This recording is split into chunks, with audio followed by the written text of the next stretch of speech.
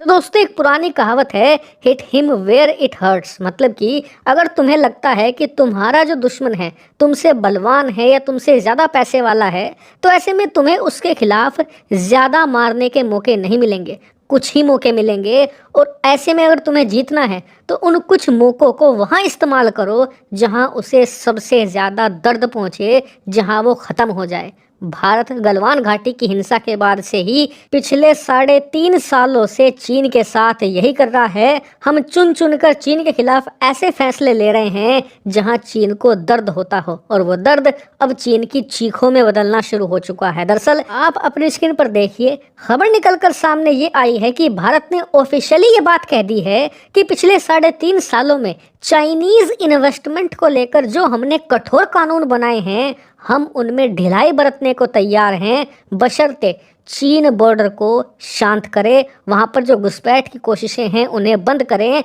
और जितने भी बॉर्डर डिस्प्यूट हैं उन्हें सुलझा लें। अब आप कहोगे यार भारत को ये बयान देने की क्या ज़रूरत थी, इससे तो भारत कमज़ोर लगेगा। चीन को ये एहसास हो सकता है कि जी भारत को उसके इन्वेस्टमेंट की ज़रूरत है, इसीलिए भारत ऐसे बयान दे रहा है। लेकिन भारत ने ये बयान दिया क्यों, इसके पीछे की एक प्रॉपर स्टोरी है। दरअसल पिछले 6 महीनों से चीन की सरकार भारत के सामने बार बार ये रिक्वेस्ट कर रही थी कि आपने हमारे इन्वेस्टमेंट को लेकर, इसके अलावा जो चाइनीज़ कंपनी भारत में ऑपरेट करती है उनके ऑपरेशंस को लेकर इतने कठोर कानून बना दिए हैं कि हमें हर कुछ महीनों के बाद 8 से लेकर 10 बिलियन डॉलर का नुकसान होता है। कितनी बड़ी रकम है ये, लगभग 80,000 करोड़ रुपए की हम बात कर रहे हैं, और इतना नुकसान चीनी कंपनियों को हर कुछ महीनों के बाद होता चला जा रहा है। इसके अलावा चीन की कई कंपनियों के खिलाफ भारत में जांच भी कर रही है ईडी, जिसमें कई अरबों डॉलर के यहाँ पर फ्रॉड की बात भी सामने आई है। इससे चीनी कंपनियों का भारत में ऑपरेट कर पाना दूभर हो चुका है और वो इससे परेशान है। इसलिए चीनी कंपनियां अपनी सरकार पर ये प्रेशर बना रही है कि भारत के साथ बातचीत करो और मामले को सुलझाओ, वरना हम तो बर्बाद हो जाएंगे। और चीनी कंपनियों का ये दबाव कम्युनिस्ट सरकार पर पिछले 1 साल में बम्पर तरीके से बढ़ा है। क्यों? क्योंकि चीन के अंदर ही चीनी कंपनियों के हालात खस्ता हैं। वहाँ पर जो इकोनॉमिक क्राइसिस है वो बहुत ज़्यादा डीप होता चला जा रहा है। इसके अलावा जो चाइनीज़ कस्टमर हैं अब वो सामान कम खरीद रहे हैं। ऐसे में चीनी कंपनियां अगर सरवाइव करना चाहती हैं तो भारतीय मार्केट उनके पास एकमात्र ऑप्शन है, क्योंकि दुनिया में भारत ही एक ऐसी इकोनॉमी है जो भयानक रफ्तार से आगे बढ़ रही है। इसके अलावा भारत में सामानों की डिमांड भी बहुत ज़्यादा है।